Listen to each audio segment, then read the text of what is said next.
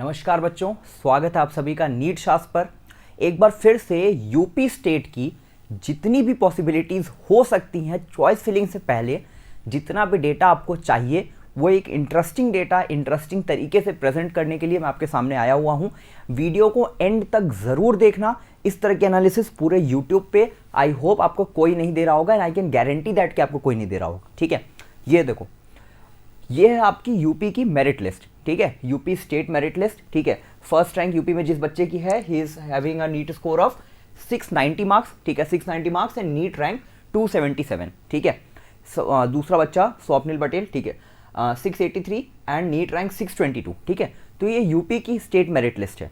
ठीक है, ये लिस्ट आप सबके पास होगी। ठीक है, ठीक, ये लिस्ट आप सबके पास होगी। अब देखो इंटरेस्टिंग क्या है। ठीक है, ये लिस्ट बेटा जो मेरे सामने है, ठीक है, ये वो लिस्ट है, ये उन कैंडिडेट्स को हमने सेपरेट किया हुआ है ऑल इंडिया राउंड 1 का जो रिजल्ट आया है। ठीक है, ऑल इंडिया राउंड 1 का जो रिजल्ट आया है उस रिजल्ट में जितने बच्चों यूपी के मेरिट लिस्ट में जो बच्चे थे उनको हमने सेपरेट किया हुआ है, उनको हमने सेग्रीगेट किया हुआ है कि यूपी मेरिट लिस्ट के लिए जिन बच्चों ने रजिस्टर किया उसमें से कितने ऐसे बच्चे हैं जिनको ऑल इंडिया कोटा के राउंड 1 में कॉलेज मिला। वो डेटा आपके सामने है। देखो फर्स्ट कैंडिडेट, ठीक है, उसकी नीट रैंक कितनी थी? 277। ठीक है, 277। स्टेट रैंक उसकी देखो 1 है। ठीक है, स्टेट रैंक 1, नीट रैंक 277।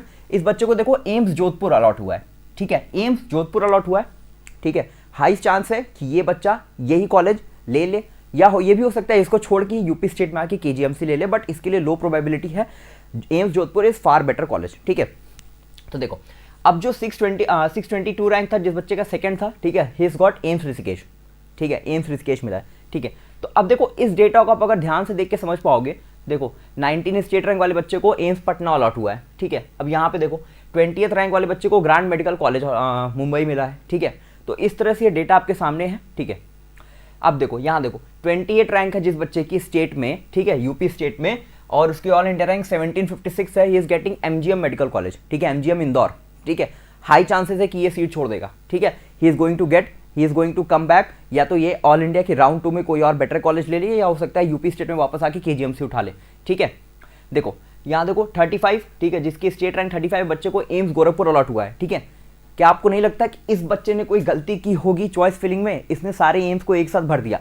अब क्योंकि ऑल इंडिया का फर्स्ट राउंड क्या होता है? फ्री एग्जिट होता है। डेफिनेटली ये अपनी सीट छोड़ देगा। ठीक है, एंड ऑल इंडिया के राउंड 2 में या तो कोई बेटर कॉलेज ले लेगा, या हाई चांसेस ये है कि इस स्टेट में भी आके आपका केजीएमसी ले ले। ठीक है, 39 state rank, 2017 all India rank, और Ram Manohar Lohia institute of medical science all India से अलॉट करवाया। ठीक है, देखो ये बेटा ये सारी गलतियां जो मैं पॉइंट आउट कर रहा हूं आपके सामने, ठीक है, इनको अपनी रैंक पे, ठीक है, ऑल इंडिया 2017 पे, ठीक है, इस बच्चे को ऑल इंडिया में और बेटर कॉलेज मिल जाता, ठीक है, और कोई अच्छा एम्स मिल जाता। ठीक है, बट राम मनोहर लोहिया लिया जिसको अपने स्टेट में स्टेट काउंसलिंग से केजीएमसी बहुत इजीली अलॉट हो जाएगा। ठीक है, तो इस तरह से, और 2017 रैंक पे इस बच्चे को तो केजीएमसी भी अलॉट हो जाता। ठीक है, केजीएमसी भी अलॉट हो जाता। केजीएमसी 2029 ऑल इंडिया रैंक पे अलॉट हुआ है। ठीक है, तो इसको तो केजीएमसी अलॉट हो जाना चाहिए था। ठीक है, तो ये डेटा बेटा जो आपके सामने है, ठीक है, इसको आप देख के समझो। देखो यहाँ देखो एम्स पटना नीचे आया है। हाँ देखो एम्स पटना नीचे वाला बच्चा ले रहा है, एम्स गोरखपुर उसके ऊपर वाला बच्चा ले रहा है। ठीक है, पटना वाला बच्चा हो सकता है वही रुक जाए, लेकिन ये बच्चा जरूर छोड़ेगा। ठीक है, तो इस पूरे डेटा को, ठीक है, ये पूरा डेटा आपके सामने है। ठीक है, आप पूरे डेटा को देख के समझ सकते हो कि कितनी मेहनत लगी होगी इस डेटा को सेग्रीगेट करने में। और इसी लिस्ट के थ्रू लास्ट ईयर में हमने प्रेडिक्ट किया था ऑल इंडिया के राउंड 2 के डेटा के साथ भी हम सेम काम करते हैं। ठीक है, और इसी के थ्रू हम प्रेडिक्ट करते हैं कि ऑल इंडिया के मॉप अप राउंड में कितनी सीट्स आएंगी और यूपी के मॉप अप राउंड में कितनी सीट्स आएंगी, और वो प्रेडिक्शन जो होता है अप टू 99% श्योर था। ठीक है, शोभित सर की एनालिसिस 99% श्योर थी, और इस डेटा पे काम जिस हिसाब से किया गया आप समझ सकते हो। और इस बेसिस पे आपकी चॉइस फिलिंग ऑर्डर को हम बनाते हैं, या आपके चांसेस को हम बहुत क्लियर कट बता पाते हैं कि किस तरीके से आपकी चॉइस फिलिंग आपको करनी चाहिए, आपको कितने चांसेस हैं कि आपके अपने फेवरेट कॉलेज आपको अलॉट हो जाएगा, या आपके लिए जो बेस्ट पॉसिबल कॉलेज है उसको अलॉट होने के कितने चांसेस हैं। ठीक है, so this is the way how we manage the data. ठीक है, ये देखो state rank 433, all India rank 5449 and MLB Jhansi लिया हुआ है। ठीक है, Maharani Lakshmibai medical college Jhansi allot कराया है। ठीक है बेटा, ये सारी गलतियां हैं जो आपको ऑल इंडिया राउंड 2 में नहीं करनी है, ठीक है। अगर आप यूपी स्टेट से हो, अब यूपी स्टेट वाले कैंडिडेट्स के लिए एक बहुत इंपॉर्टेंट बात जो आपको बताने वाला हूं उसको आप ध्यान से समझना, ठीक है, उसको आप बहुत ध्यान से समझना, ठीक। जैसे ऑल इंडिया का फर्स्ट राउंड जो होता है वो फ्री एग्जिट होता है, ठीक है, ऑल इंडिया का फर्स्ट राउंड होता है फ्री एग्जिट, लेकिन यूपी में ऐसा नहीं होता है। यूपी में अगर आपने काउंसलिंग करवाई, आपको फर्स्ट राउंड में ही सीट अलॉट हो गई, आपने ज्वाइन नहीं किया, आपने कॉलेज नहीं लिया, तो आपकी 30,000 जो गवर्नमेंट मेडिकल कॉलेज के लिए है, 1 lakh for BDS private and 2 lakh for MBBS private, वो फीस आपकी फोरफिट हो जाएगी, वो सिक्योरिटी मनी चली जाएगी, ठीक है। ऑल इंडिया का फर्स्ट राउंड होता है फ्री एग्जिट, लेकिन यूपी का फर्स्ट राउंड फ्री एग्जिट नहीं होता है।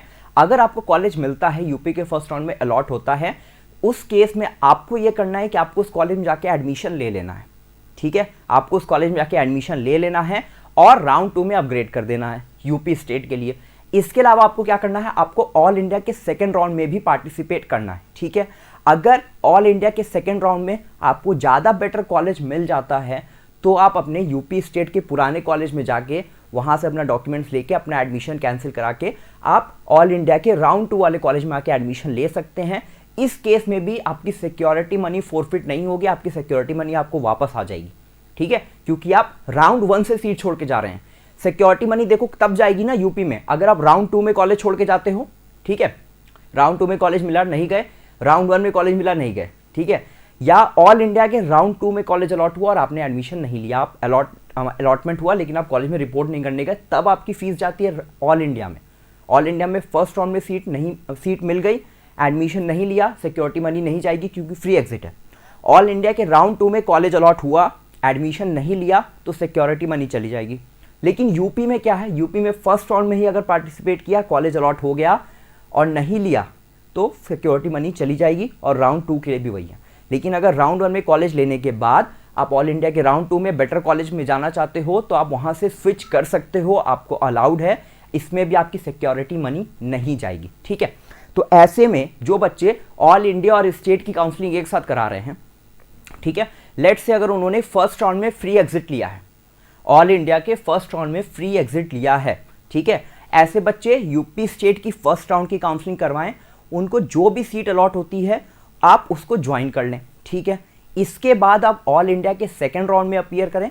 ऑल इंडिया के सेकेंड राउंड में अपीयर करने के बाद अगर आपको जो चॉइस फिलिंग करनी है ऑल इंडिया के सेकेंड राउंड के लिए, तो ऐसे कॉलेजेस की करनी है कि आप उसमें 100% श्योर हैं कि अगर मुझे कॉलेज अलॉट होता है तो मैं उस कॉलेज को ले लूँगा या मैं उस कॉलेज को ले लूँगी, ठीक है। अगर आप नहीं करते तो आपकी ऑल इंडिया वाली सिक्योरिटी मनी 5,000 या 10,000 रुपये चले जाएंगे, ठीक है। तो इस बात का ध्यान रखें कि आप जब ऑल इंडिया की सेकेंड राउंड की काउंसलिंग करवा रहे हैं, तब आप उस समय पे उन्हीं कॉलेजेस को फिल करें जिसके लिए आप डेफिनेट हैं कि you are going to take admission into that college, ठीक है। उसके बाद राउंड 2 में अगर आपको ऑल इंडिया में अलॉट होता है देन यू कैन स्विच, ठीक है। अगर आपको राउंड 2 में कोई कॉलेज अलॉट नहीं होता है तो फिर आप यूपी स्टेट की राउंड 2 की काउंसलिंग में प्रोसीड करेंगे विथ अपग्रेडेशन। अपग्रेडेशन के लिए जब आप चॉइस फिलिंग करेंगे, मतलब राउंड 2 के लिए जब आप चॉइस फिलिंग करेंगे, तो आपको राउंड 1 में जो कॉलेज अलॉट हुआ था आप उस कॉलेज को फिल नहीं करेंगे, ठीक है। I am making it very clear. जब आप यूपी स्टेट में आपको फर्स्ट राउंड से सीट मिल गई थी, अब आप सेकंड राउंड के लिए चॉइस फिलिंग कर रहे हैं, तो आप सेकंड राउंड की चॉइस फिलिंग में जो आपको कॉलेज मिला हुआ था उसको आप फिल नहीं करेंगे, ठीक है।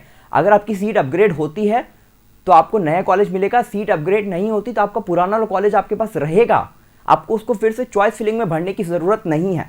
बहुत बच्चे ऐसा करते हैं कि वो उसको चॉइस फिलिंग में दोबारा भर देते हैं एंड उनको वो कॉलेज री अलॉट हो जाता है, तो ऐसे में उनको कॉलेज दोबारा जाके एडमिशन फिर से पूरा प्रोसेस कंटिन्यू करना पड़ता है, ठीक है।